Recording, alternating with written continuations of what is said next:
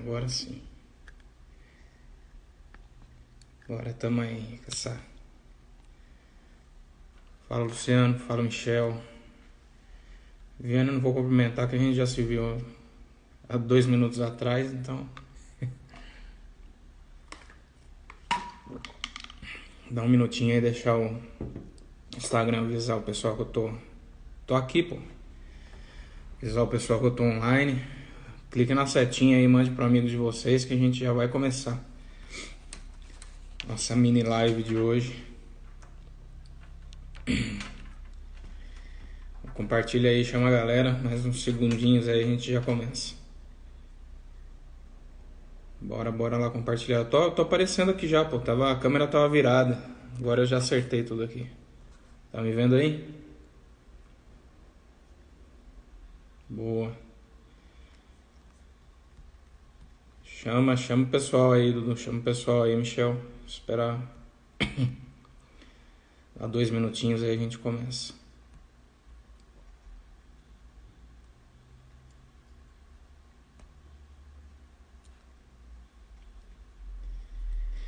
Então, pessoal, bora lá.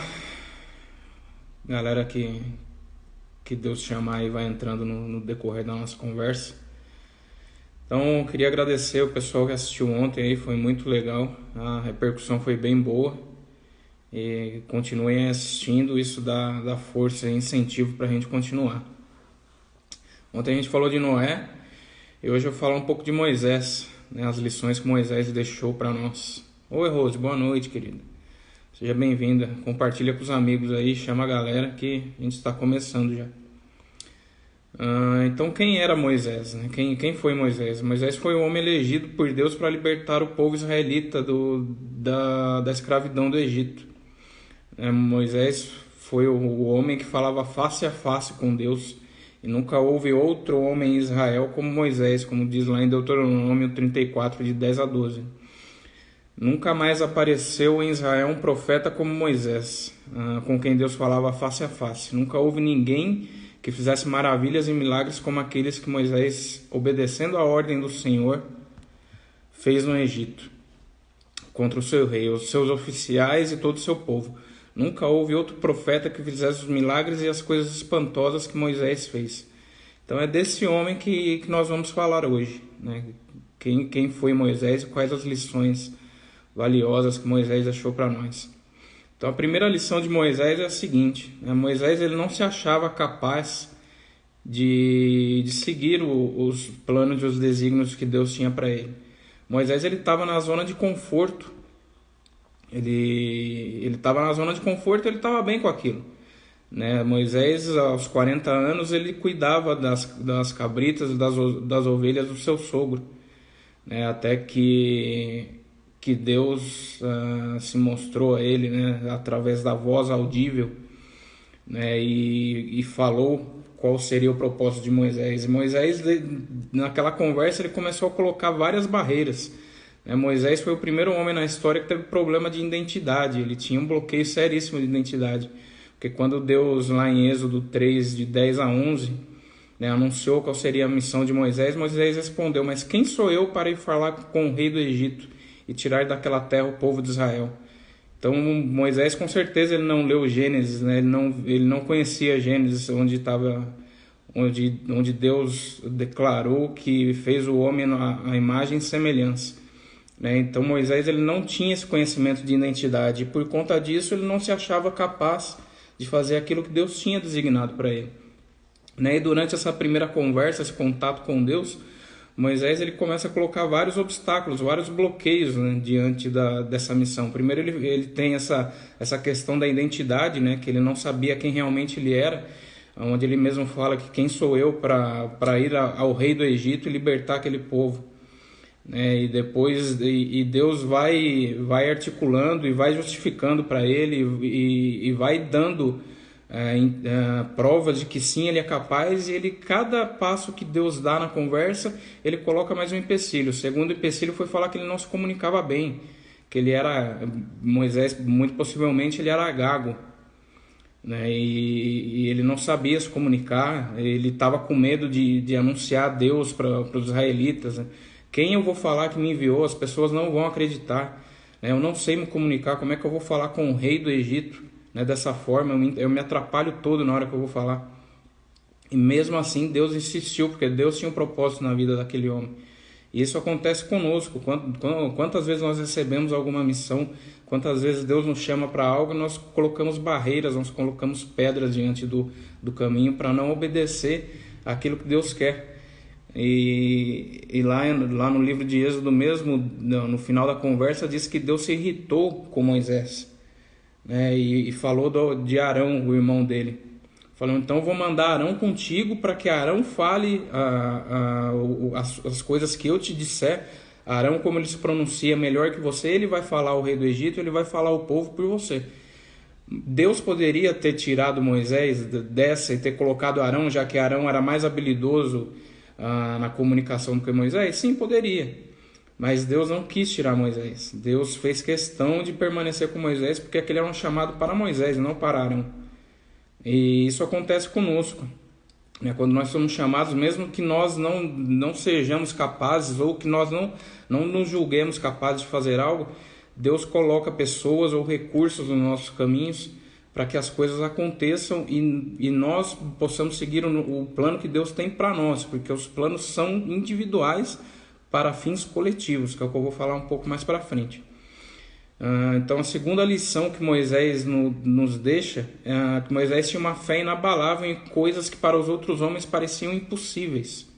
Além de Moisés ter intimidade com Deus, de Moisés ser o primeiro profeta que teve contato face a face com Deus, Moisés tinha uma fé inabalável em coisas absurdas. Coisas absurdas no que eu digo, lá em Êxodo 17, por exemplo, o povo reclamava de sede.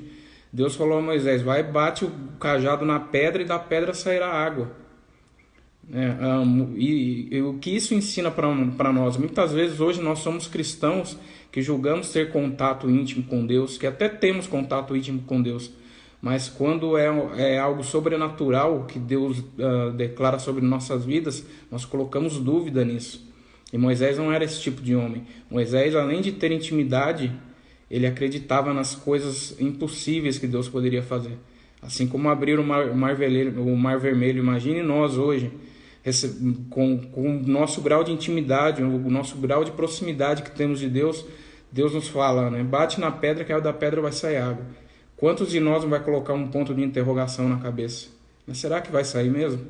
Né? Ou um ente querido está doente, vamos orar pela cura desse ente querido, desse irmão que está doente, que ele vai ser curado. Será mesmo que a gente acredita, mesmo estando na igreja, mesmo ouvindo a palavra de Deus todas as semanas, mesmo em comunhão com Deus diariamente no nosso secreto, mas quando Deus falar alguma coisa que foge ao natural, será que nós vamos ter essa confiança que Moisés tinha quando Deus mandava ele fazer essas coisas absurdas e ele fazia sem titubear, sem questionar, e as coisas realmente funcionavam? Então essa é a segunda lição que Moisés deixa para nós, né? Apesar da nossa comunhão, é confiar nas coisas de Deus, por mais que elas pareçam impossíveis e absurdas. A terceira lição que Moisés deixa para nós é que ele não cedia às pressões, ele seguia firme em seu propósito. Quem nunca leu Êxodo 17, eu convido a ler Êxodo 17, e aí eu confesso que a primeira vez que eu li, eu fiquei com raiva do povo, porque Moisés foi usado por Deus para libertar o povo da escravidão, e a primeira sede que o povo passou no deserto, o povo queria matar Moisés e pedindo para ele deixar o povo voltar a ser escravo no Egito. E Moisés não cedeu à pressão do povo. Moisés foi a Deus, recorreu a Deus e pediu direção a Deus do que fazer, e Deus foi lá e falou, não, vá e bata na pedra que da pedra sairá água. Mas ele não cedeu à pressão. E quantos de nós cedemos à pressão? Eu, no lugar de Moisés, no momento desse, eu chegava para Deus e falava, deixa esse povo embora. O faraó, ele gostava tanto deles que ele aguentou 10 pragas, uma atrás da outra, até perdeu o próprio filho, ele perdeu por causa desse povo. E esse povo, o Senhor tirou eles do Egito, da escravidão, e olha só como eles retribuem. Eles querem voltar a ser escravos porque eles estão com sede. E quando eu me indignei lendo isso, Deus falou para mim, não é só o povo israelita que age dessa forma. Você também age dessa forma, eu e você também agimos dessa forma. Deus nos tirou da escravidão do pecado, mas a primeira coisa que nos falta, estando andando com Deus, nós nos questionamos, mas que Deus é esse que está me deixando faltar? Que Deus é esse que essa conta atrasou e esse mês eu não tenho dinheiro para pagar essa conta? Na primeira sede que eu tenho, eu quero voltar a ser escravo, porque quando eu era escravo, dinheiro não me faltava, eu pagava as contas, os amigos convidavam para sair, para fazer churrasco, eu sempre estava lá, eu sempre podia participar, né? E é difícil hoje o Michel tá aí, ele prega, né? Eu aposto para ele que é difícil ele perder um sábado, perder não, né? Se dedicar um sábado inteiro preparando a palavra de domingo que ele vai ter que pregar. Né? Quando ele era escravo, ele não precisava fazer isso, era mais fácil. Ele podia ficar com a família dele, ele podia fazer churrasco, ele podia passear, mas não, hoje caminhando com Deus, ele tem que abrir mão do sábado dele com a família para sentar e ouvir a palavra de Deus e a voz de Deus para que ele seja direcionado ao que ele vai pregar no domingo, quando ele tem que pregar. E é isso que acontece com nós. Então, isso não é uma lição só para Moisés e o povo de Israel, isso é uma lição para nós e é muito atual. Nós muitas vezes queremos voltar à escravidão quando alguma pedra aparece no nosso caminho. E lá em Êxodo 32 também, Moisés ele se mostrou forte, ele não cedeu à pressão. Já Arão ele cedeu à pressão. O povo começou a pressionar porque Moisés subiu um monte e demorou a voltar. E o povo quis um Deus para adorar, já que Moisés não trazia a palavra de Deus que ele prometeu, as tábuas da lei. Então Moisés ele foi firme e ele não cedia de jeito nenhum, ele tinha um propósito, por mais que aquilo seja difícil, né? Por mais que caminhar com Deus às vezes pareça difícil, mas nós não podemos ceder às pressões, e Moisés não cedeu às pressões. Então a quarta lição que Moisés nos deixa é que ele era perseverante diante do propósito. Ele subiu ao monte, ficou os 40 dias com Deus, Deus escreveu as tábuas da lei e deu a ele. E quando o povo israelita fez o bezerro de ouro e Deus mandou ele descer, porque o povo tinha ficado maluco, ele chegou ao pé do monte e ficou indignado e jogou as tábuas no chão e quebrou, de tanta indignação que ele teve ao ver o pecado que o povo tinha cometido. E mesmo assim, ele voltou ao monte, ficou mais 40 dias, perseverou novamente, fez todo o trabalho de novo e repetiu todo aquele processo, porque ele tinha um propósito. E quantas vezes a gente começa a fazer alguma coisa, tropeça na primeira pedra e desiste, e larga. Imagina você passar 40 dias no monte, com Deus, ouvindo todas as leis, chegar lá embaixo, quebrar as tábuas e ter que subir de novo. E ficar mais 40 dias e fazer todo aquele processo, e a gente não faz isso. Se a gente tem um projeto, às vezes a gente está num projeto nosso, num projeto de empresa ou algo do tipo, e acontece o primeiro probleminha, a gente já larga, a gente já desiste, a gente não persevera. Essa é uma outra lição que Moisés nos deixa. E eu deixo aqui também a sugestão de leitura lá de Êxodo 32, para vocês entenderem, caso vocês não tenham lido, para vocês entenderem do que eu estou falando aqui. Então esse modelo de perseverança de Moisés é um exemplo para nós nos dias de hoje também. A quinta lição que Moisés deixa, Moisés submeteu aos planos e ao chamado de Deus. Ele poderia ter desistido, como eu disse, o povo israelita era um povo muito teimoso. Eu imagino Moisés à noite dormindo, ele ficava pensando, que confusão que eu fui me meter. Por que eu aceitei liderar esse povo? Esse povo é teimoso, esse povo é reclamão, eles reclamam que estão com sede, eles reclamam que não tem comida, Deus mandou o maná e eles não obedecem. Deus mandou guardar o alimento do sexto dia para o sétimo, porque no sétimo dia não havia maná e as pessoas comiam do sexto dia tudo no mesmo dia e chegava no sétimo dia não tinha comida. Sabe, e fico imaginando a indignação de Moisés, sabe, na hora de dormir ele ficava pensando, meu Deus, mas que povo maluco, o que eu estou fazendo aqui? E Moisés, por ter um contato muito íntimo com Deus, um contato face a face com Deus, ele poderia muito bem falar para Deus, Deus, bota logo a gente lá nessa terra, faz uma ponte aqui, abre um buraco embaixo do chão para a gente passar. Moisés conhecia o poder de Deus e as coisas que Deus poderia fazer. E ele podia clamar por isso, ele podia falar, cara, eu não aguento mais. Por favor, me dá um atalho, manda um ônibus, um avião, a gente entra aqui e amanhã a gente está lá. Né? Historiadores dizem que se eles andassem em linha reta do Egito até a Terra Prometida, eles levariam 40 dias. Eles levaram 40 anos para fazer esse percurso. E o que isso mostra para nós? Que Deus tinha uma lição para esse povo, não só para esse povo, mas para nós também nos dias de hoje. E Moisés, sabendo disso, ele perseverou. Eu acredito que Moisés também sabia disso, mas Moisés sabia também que aquele povo precisava ser educado nas leis do Senhor, precisava ser doutrinado a ter contato com Deus e a respeitar Deus, a obedecer Deus. Então aquele processo de 40 anos era necessário para aquele povo. E às vezes nós estamos passando por momentos da vida em que a gente ora e fala para Deus, pô Deus, né, chega disso, tira a gente daqui.